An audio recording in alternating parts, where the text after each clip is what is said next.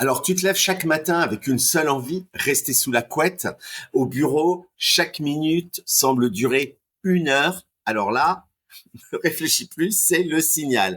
N'attends pas d'être complètement dépressif, voire semi-dépressif, et que ce soit complètement fini pour décider à faire quelque chose. En fait, quand tu es dans cet état, tu es tout simplement comme Neo dans le premier épisode de la trilogie Matrix, avant qu'il ne choisisse de prendre la pilule rouge.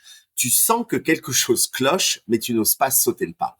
Eh bien, un leader qui stagne, c'est un leader qui va petit à petit s'éteindre comme une bougie au fil du temps. Tu as fait le tour de ton poste, tes convictions ne sont plus alignées avec ton job, tes valeurs ne sont plus alignées avec ton job. C'est d'ailleurs ce qui a fait que j'ai quitté Yahoo moi-même. Au bout d'un moment, je n'étais plus du tout en ligne avec les valeurs prônées par la nouvelle CEO, Marissa Mayer. Eh bien, c'est le moment de faire de l'introspection. Fais le bilan de tes compétences, de tes échecs, questionne tes passions, tes rêves d'enfance qui te fait vibrer.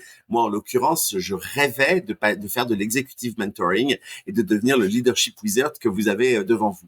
Donc, l'idée, c'est pas forcément de réaliser tout ça à tout prix, mais c'est de comprendre les valeurs sous-jacentes. Essaye de comprendre ce qui se passe. Et du coup, explore les pistes, confronte-toi à la réalité, parle à ceux qui d'ailleurs vivent le job de tes rêves et surtout, forme-toi si c'est nécessaire. De toute façon, il n'y a pas d'âge pour se réinventer.